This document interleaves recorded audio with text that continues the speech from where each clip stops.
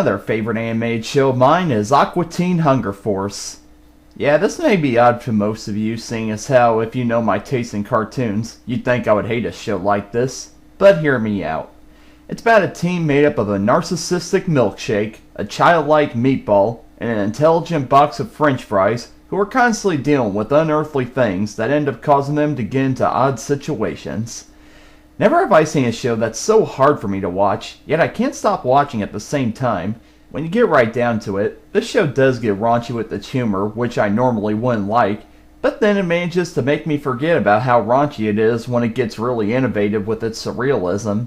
That's the main reason I keep watching this show, because I never know what's going to happen next, and I always want to see what ideas that Dave Willis and Matt Malero come up with. Of course, I also love the characters, with my favorite being Shake. I just love how he's always using his own unique brand of logic to get his way. I also love how Carl is constantly the victim of most of the situations that the Aqua Teens get themselves into. Finally, I like to point out that even when this show is raunchy, it still manages to make me laugh because the shock value isn't the show's main gimmick. What makes it funny are the situations that are built around something shocking, like in the episode Ham Banana, when Meatwad's new dog keeps raping Carl. Normally, that wouldn't be funny on any other show, but it's able to get humor out of the timing of the gags, how serious Ham Banana gets concerning the rapes, and how Carl tries to get revenge on him. So, Aqua Teen Hunger Force is a show that breaks so many of my rules that it creates its own, and yanks me in to keep me watching every time. Next is a show that stood out from a lot of Saturday morning cartoons of the time period it came from. There were shows similar to it, but no shows went the levels of writing for adults the way that Pinky and the Brain did. This show is about the many failed attempts of two genetically engineered lab mice to take over the world. Here's a perfect example of a formula-driven show that manages to stay fresh even if the plots have the same basic story. Although it's always about Brain coming up with a plan to take over the world that is mostly foiled by Pinky, it still manages to keep me guessing on what's going to go wrong, as this show stays unpredictable. Though it has similar wacky humor that Tiny Toon Adventures and Animaniacs has, this show takes it down a notch and focuses mostly on satire as its main comedic force. You can tell that this show was mostly written for adults, as kids wouldn't get the jokes that this show is trying to tell most of the time. That's why I love this show. It's one of the few shows I have to think about in order to get most of the jokes.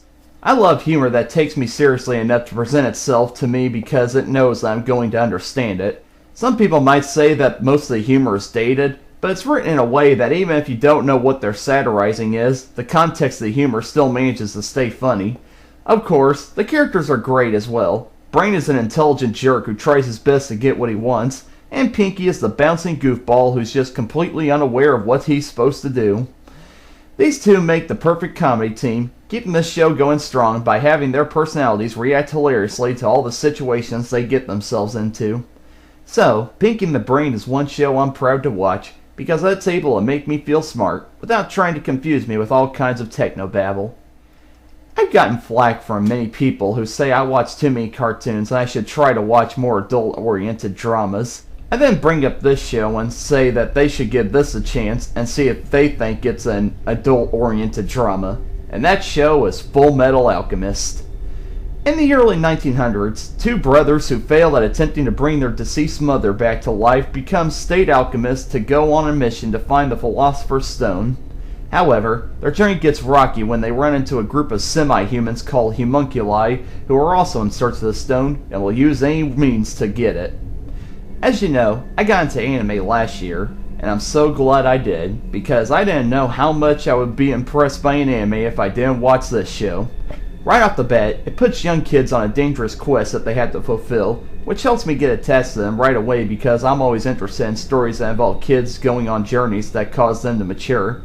They're also interesting from a personality sense.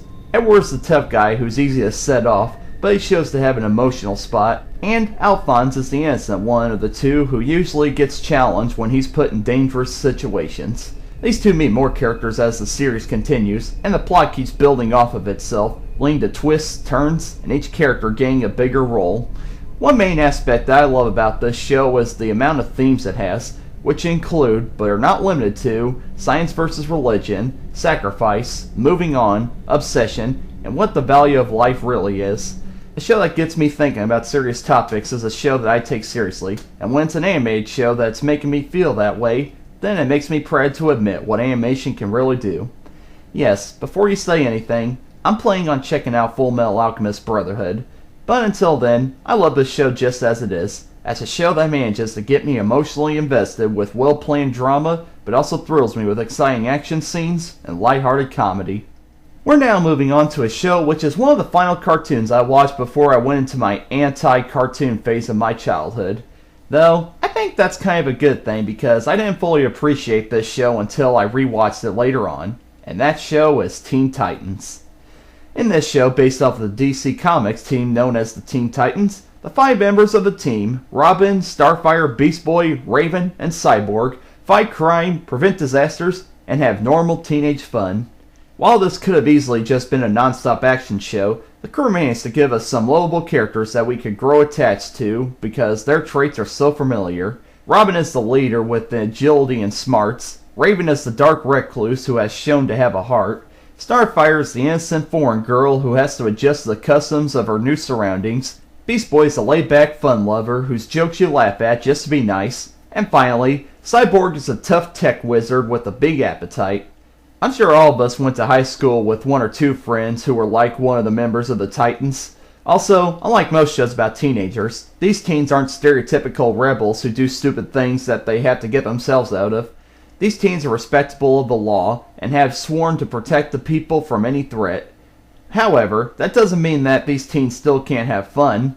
One of my favorite aspects of this show is that even though they're constantly having to fight crime and save the world, they still have time to talk to each other and have fun like regular teenagers. Also, even though it's not as dark as its comic counterpart, the show still managed to speak above the average kid level when it dealt with the Terra and Trigun story arcs. Also, Slay is a guy who you wouldn't want to run into in a dark alley.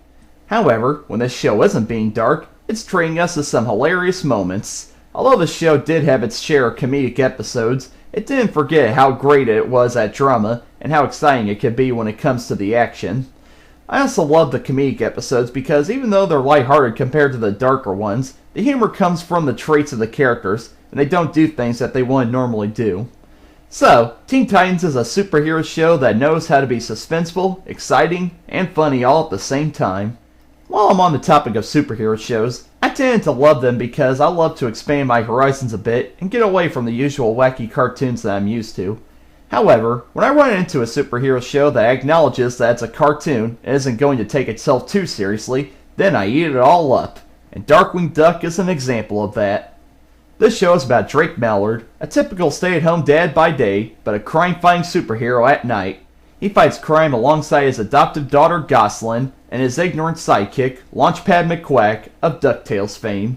This is a show I hold dear to my heart, as it's one of the first animated cartoons that I really got into. I would constantly watch the repeats on Toon Disney with my mother, and she loved it just as much as I did. While this could technically be considered an action show, it mostly focuses on comedic storylines that it can get out of a superhero character. Darkwing is kind of a satire on Batman as he's really tough and fights for justice, but he manages to screw up from time to time. Also, his villains are usually ones you wouldn't see as a threat, as they themselves have a few screws missing, but they manage to still cause some damage. My favorite villain in the show is Negaduck, as he's yet another animated villain that is driven by how much fun he can have being evil, and because he just hates good so badly. He would even go to the lengths of shooting innocent bunnies and blowing up a movie theater that's showing a kids' film. You can practically make a whole show out of his character. I also love all the humor this show gets out of Darkwing having to be both a father and a superhero, which isn't common among comic book superheroes. Finally, Darkwing Duck just has a certain charm to it that I can't quite put my finger on, but every other cartoon I know doesn't have it. Then again, I guess that's why I love it so much. Next is a show that you'd think would have been dead on arrival when it first aired, but it managed to be an innovation that many other cartoons tried to follow, but couldn't get it quite right. When you get right down to it, there's only one Ren and Stimpy. This kayak show is about the average lives of Ren Hoek, a raspy-voiced chihuahua with a bad attitude, and Stimpson Stimpy J Cat, a brain-dead feline who's just Stimpy. The reason I say you would expect this show to be dead on arrival is that this was something that kids at the time hadn't seen before. Nowadays, we complain about a lot of the butt and fart jokes that cartoons make, but at the time, this show was the first cartoon that really showcased that kind of stuff. Despite its significance, I still don't find that kind of humor funny, but this show was also innovative for so many other reasons. Unlike a lot of cartoons at the time, it went back to having animation done in the country it was produced in, rather than having it done overseas. This was beneficial because the animation is a lot less controlled and a lot more chaotic, making it a fun show to look at.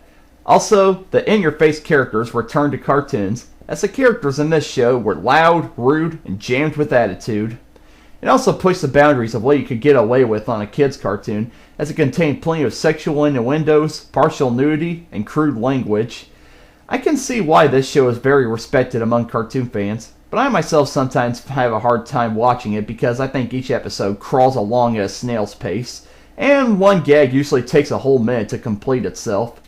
I guess this is because John K. was focusing more on the animation of the show rather than the timing of the gags. However, for someone who's used to the speedy timing of classic cartoons, it starts to bore me in some sittings for this show.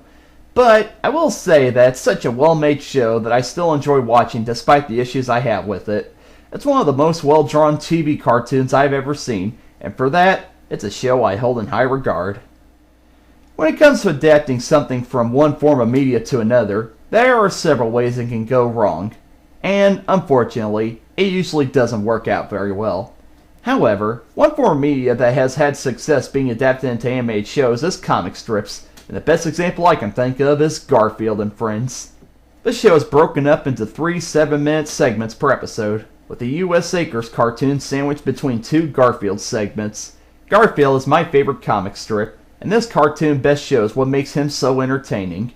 I love his cynical attitude towards everything he doesn't like, and how he's able to insult something without being overly mean. I also love how his owner, John, goes through so much to accomplish something, but he never succeeds. It's hilarious, but sad at the same time. Now, let's talk about the U.S. Acres segments. It has a wide variety of characters that are always playing off of each other, and the plots are always hilariously executed. It sometimes relies a little too much on movie parodies, but it still manages to stay a funny segment by itself. Now to talk about Garfield and Friends overall. I think it marked the point where cartoons started to return to the more adult-oriented nature. This show used a lot of clever wordplay and pop culture gags that not many kids would get. It also is a self-aware show, knowing not to take itself too seriously. While this was a Saturday morning cartoon, it made sure to appeal to any adult that might have woke up early to watch it with their kids. In my opinion, Garfield and Friends is the perfect reference to how to adapt something from one form of media to another. It manages to have the style that makes the comic strip so fun, while still being able to fit into a TV show format without having to change anything about it. I never really was a big fan of science fiction shows. I just couldn't get into them due to how serious they were. So, nothing against them, but I just prefer comedy shows. Luckily for me, there's a comedy show out there that is disguised as a science fiction show, and it manages to make me grow attached to it. That show is Futurama.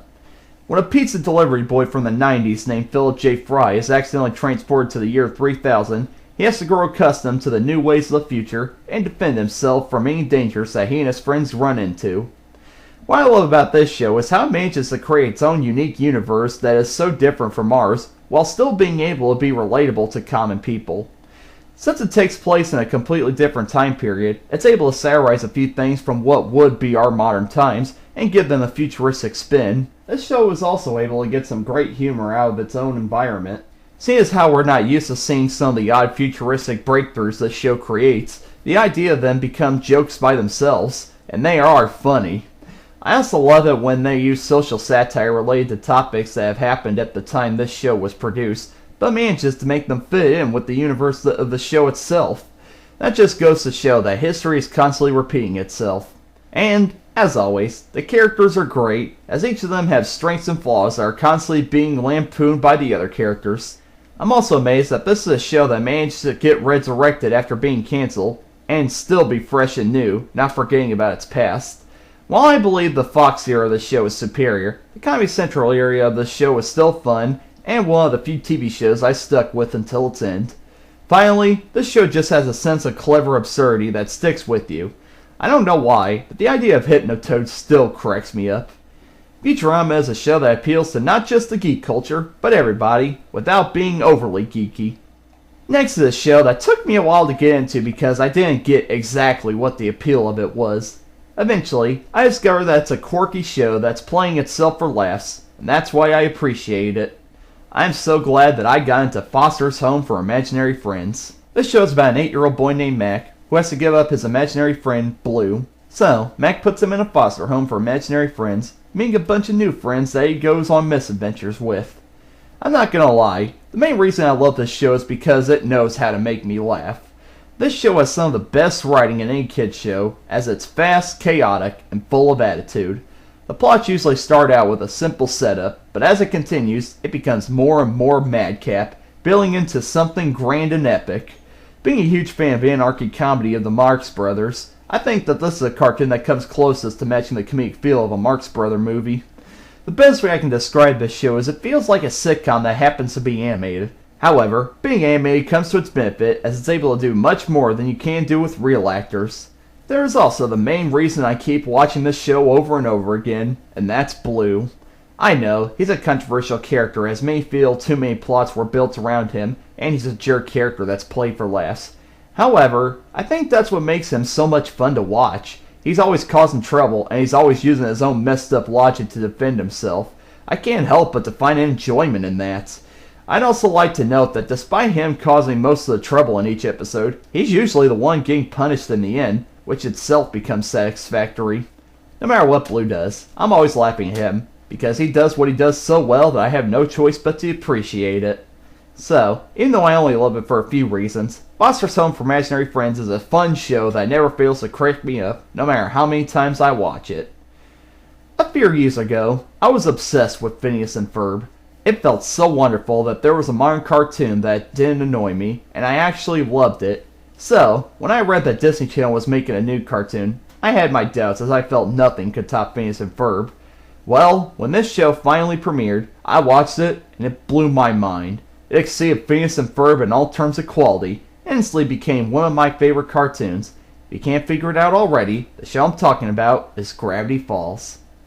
During the summer, two siblings are visiting their great uncle in a quiet town called Gravity Falls. Little do they know that the town is full of supernatural secrets that the twins try to solve. Oh boy, where do I start with this one? Firstly, this show is a throwback to the tone of a Disney afternoon cartoon. It has a certain Saturday morning vibe to it that makes it fun to watch from start to finish. It also is another show that's made more for young adults than it is for children, as it contains constant references to late 80s and early 90s pop culture, but it doesn't rely on it. The references take a backseat to the stories, which are some of the most creative I've ever seen in any cartoon. Though this is a comedy show, it manages to have stories that are hard to predict, and twists and turns are more than common. The show also manages to top itself, as each episode gets bigger and darker. Finally, we have the characters. These are not the normal stereotypical kids that you see in every other show. Dipper is an intelligent, adventurous boy who is always trying to solve whatever mystery he stumbles across. Mabel is a bubbly, fun-loving girl who is usually being silly, but there are times when she manages to take things seriously. Runkle is a tough tightwad who is obsessed with making money, but he shows that he cares for his niece and nephew. Finally, there's Seuss, who's an immature man-child, but he's not annoying like other characters similar to him. He's well written, and he isn't there to steal the show. Finally, one of the qualities of the show that makes me love it so much is the relationship between Dipper and Mabel. They're not the stereotypical brother and sister who always fight over ridiculous things. They actually have fun spending time with each other, and they've shown to care for one another. There are times when they have disagreements, but in the end, they realize their misunderstandings and remember how much they care for one another. Gravity Falls is one of those shows that doesn't come around very often. It's a special show that's unique in every single aspect of it, and a show that just gets better each time I watch it.